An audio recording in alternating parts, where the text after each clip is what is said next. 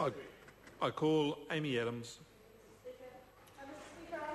To take a call this evening on the electricity industry bill, having been part of the Finance and Expenditure Committee that had the pleasure of working through the process in respect to this legislation. And of course, sir, the electricity sector is a key part of our country, not only our economy but also our household sector.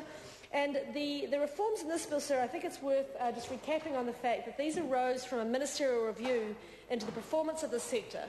And that review, sir, came about because there was widespread concern amongst New Zealanders around prices, security of supply and issues with governance of the sector. And it's also worth noting, sir, that ministerial review was aided by an exceptional panel of technical advisory group.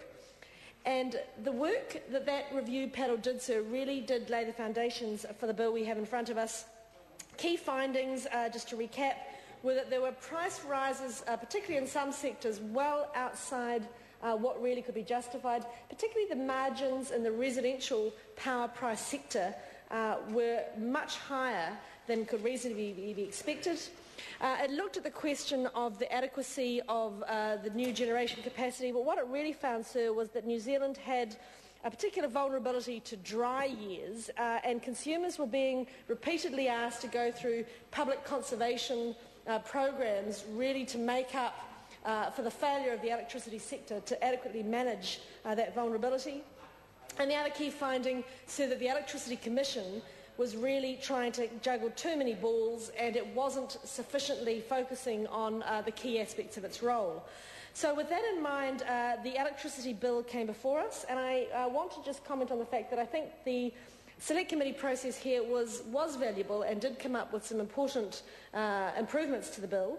And a couple of the ones I wanted to touch on were firstly around the work we did to make sure the mechanics of the asset swap in terms of the transfer of Tekapo A and B from Meridian to Genesis did work properly and ensured particularly that third-party users of the Waitaki River system weren't going to be detrimentally affected. And there was considerable concern to ensure that moving from just dealing with Meridian to moving to dealing with Meridian and Genesis to ensure that the Waitaki irrigators certainly were in no worse position. And I understand and accept that they do have issues remaining there to deal with, and we accept that, but they were outside the ambit of dealing with in this bill. Our concern was to ensure that nothing to do with the asset transfers would put any party in a more difficult position in terms of resolving those matters, and I think we've come to a good place there.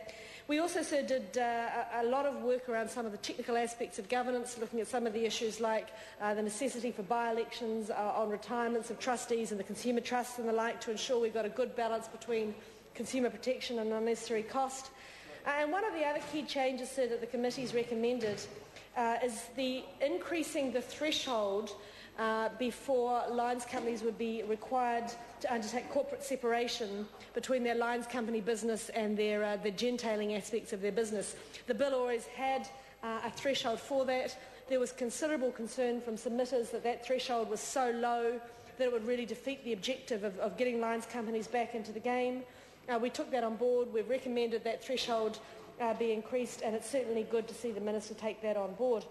I just want to comment in closing, sir, and a brief contribution tonight on some of the comments that we've seen in the mainstream media around the forms.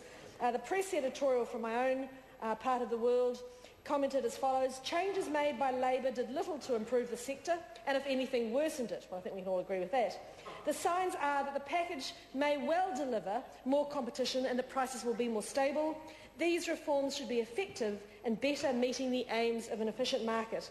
And interestingly enough, we've even got Jeanette Fitzsimons blogging, "The government moves to make the power retail market more competitive are good," which is strong praise indeed from Ms Fitzsimons. And from Consumer New Zealand, I think the asset swap, both the physical one and the virtual swap, will mean that they will no longer just be competing in the regional area they are generating in, but will have to go nationwide. So, sir, I think we will see from the reforms in this package a better organised sector, a better governed sector, more competition, and at the end of the day, sir, a better outcome for the users of electricity, which is what this is all about. Thank you, sir. I'm pleased to commend the bill to the House. I call Charles